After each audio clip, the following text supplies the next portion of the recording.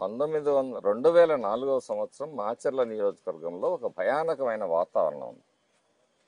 25 మంది తెలుగుదేశం కార్యకర్తలు నక్సల్స్ చేతిలో హత్యకు గురి కాబడ్డారు. అదే సమయంలో పోలీసులు ఒక 5గురు చంపబడ్డారు. ఒక ఎస్ఐ నిమ్మకాయల సమెక్స్ పేరు ఏదో ఉంది. అట్లాగే నక్సల్స్ కూడా పోలీసుల చేతుల్లో చంపబడ్డారు. ఆ రోజు పరిస్థితి ఏంటంటే ఎవరు కూడా బయటకు వచ్చి మరి నిలబడలేని పరిస్థితుల్లో ఓటమి. ఆ తర్వాత వరుసగా మరి 2009 కానీ రాజశేఖర రెడ్డి గారి హవా, 2004, 2009 హవా. ఆ తర్వాత చిన్న చిన్న పొరపాట్లు, పార్టీ అంతర్గతంగా జరిగిన పొరపాట్లు మరి వాళ్ళకి అవకాశాన్ని ఇచ్చాయి. సరే, అవకాశం ఇచ్చినప్పుడు ఒక నాయకుడు దాన్ని సద్వినియోగం చేసి ఈ వెనుకబడిన ప్రాంతాన్ని మరి అభివృద్ధి పదంలో నిలవాల్సిన బాధ్యత అతని మీద ఉంది. అభివృద్ధి లేదు, సొంత అభివృద్ధి తప్పితే, తన కుటుంబ సభ్యుల అభివృద్ధి తప్పితే, చివరికి పేదలకు ఇచ్చిన ఏనాడో 50 సంవత్సరాల నాడు ఇచ్చిన అసైన్డ్ ల్యాండ్స్ కూడా లాక్కొని వాటిని మళ్ళీ కొత్త వాళ్ళకి ఒప్పజెప్పి పట్టాలు ఇచ్చి, ఆ పట్టాలని మళ్ళీ రేపేదన్నా ఎంక్వైరీ జరుగుద్దేమని చెప్పేసి ఆ పట్టాలని మళ్ళీ వేరే వాళ్ళకి అమ్మటం, సొమ్ము చేసుకోవటం. ప్రభుత్వ భూములే కాదు, దేవాలయ భూములు కూడా ఖాళీ చేసిన పరిస్థితి. భవిష్యత్ తరాల కోసం మిగులు భూములు లేకుండా మొత్తం కూడా బినామీల పేర్లతోటి నింపుకున్న వైనం. నిదానంపాడు శ్రీలక్ష్మి అమ్మవారి దగ్గర భూములు కైవసం చేసుకున్నారు. అమ్మవారి గుడి ముందు సాక్షాత్తు లిక్కర్ గురించి చెప్పాలంటే అమ్మవారికి మనం పూల తోరణాలు వేస్తాం. మీ గుడి ఎదురుగా వెళ్తే బాటిల్స్ వేలాడదీసి తోరణాలు ఉంటాయి. మరి ఎక్సైజ్ శాఖ, పోలీస్ శాఖ సామాన్యుడి మీద జులుమైతే ప్రదర్శిస్తారు కానీ వాళ్ళకి ఇవన్నీ కూడా కళ్ళకు కనపడవు. కొబ్బరికాయ 20 రూపాయలు, 25 రూపాయలు ఉండే కొబ్బరికాయ 70 రూపాయలు విచ్చలవిడిగా అమ్ముకుంటారు. ఇవన్నిట్లో వీళ్ళ హస్తమే. చివరికి అక్కడ పుట్టెంటుకలని ఇస్తారు, ఆ బొచ్చు కూడా అక్రమ మార్గాల ద్వారా బయటికి పోయే పరిస్థితిలో. మరి ఇన్ని జరుగుతున్నప్పుడు ప్రధాన ప్రతిపక్షంగా ఉన్న మీ వైఫల్యం కనిపించడం లేదు అక్కడ? మేము ఒక కేసు పెడితే ఎవరన్నా క్వశ్చన్ చేసి ప్రశ్నిస్తే అతని మీద దాడి చేయటం, అతని ఇంట్లో గంజాయి పెట్టడం, అతని ఇంట్లో తెలంగాణ లిక్కర్ పెట్టడం, అతని మీద తప్పుడు కేసులు బనాయించడం.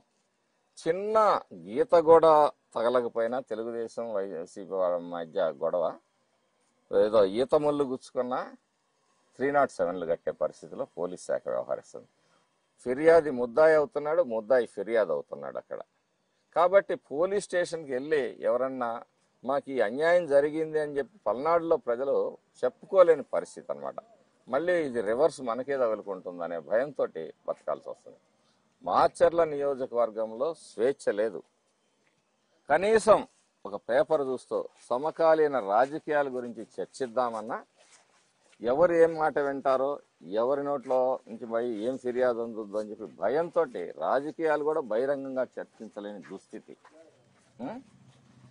ఒక అరాచకమైన పరిపాలన. అక్కడ ఏంటంటే ఆ నియోజకవర్గంలో ఎవరైతే అరాచకాలు సృష్టిస్తారో, ఎవరైతే ఆర్థిక దోపిడీలు చేస్తారో వాళ్ళందరికీ కూడా పదవులు ఇచ్చి గౌరవిస్తున్న వ్యక్తి రామకృష్ణారెడ్డి. ఎన్ని అరాచకాలు చేస్తే వాడికి అంత గుర్తింపు, ఎన్ని కబ్జాలు చేస్తే వాడికి అంత గుర్తింపు. అంటే ఎన్ని కబ్జాలు చేస్తే అన్నిట్లో ఈయనకే కదా చెందేది, కాబట్టి వాడికి అంత ప్రాధాన్యత ఉంటుంది. రాజకీయ పదవులు కూడా అరాచక శక్తులకే కట్టబెట్టడం అనేది, మరి హత్యలు చేసేవాళ్ళను, రౌడీజం చేసేవాళ్ళను మీరు చూశారు. బోండా ఉమా గారు, బుద్ధా వెంకన్న గారు, మరి పారా కిషోర్ అడ్వకేట్ మీద ఆ రోజు దాడి చేసిన వ్యక్తిని చివరికి తీసుకొచ్చి మున్సిపల్ చైర్మన్ చేశారు. మరి తోట చంద్రయ్య గొంతు కోస్తున్నాడు ఎంపీపీ మీద కూర్చొని, అతను ఆ రోజు మండల ప్రెసిడెంట్. పరిపాలన ఏ విధంగా ఉందంటే రౌడీలకి, గూండాలకి, దోపిడీదారులకి పెద్దపీటలు వేస్తున్న వ్యక్తి ఈ రామకృష్ణారెడ్డి. ప్రజల ఆస్తులకి భద్రత లేదు. ఖాళీ స్థలం ఉంటే కబ్జాకు గురవుద్ది అని చెప్పి ఈరోజు సప్పో చేసుకొని వాళ్ళు ఒక కాంపౌండ్ గాలు పెట్టుకొని ఒక కరెంటు మీటరు, ఒక చిన్న రూమ్ వేసుకొని కాపాడుకోవాల్సిన పరిస్థితి. లేకపోతే 4 ట్రక్కులు తెల్లారేటప్పటికి రాళ్ళు అక్కడ పడతాయి, అన్న పిలుస్తున్నాడు వచ్చి మాట్లాడుకో అంటారు. ఇదే ఆస్తులకి రక్షణ లేదు, ప్రాణాలకి రక్షణ లేదు, హక్కులకి రక్షణ లేదు.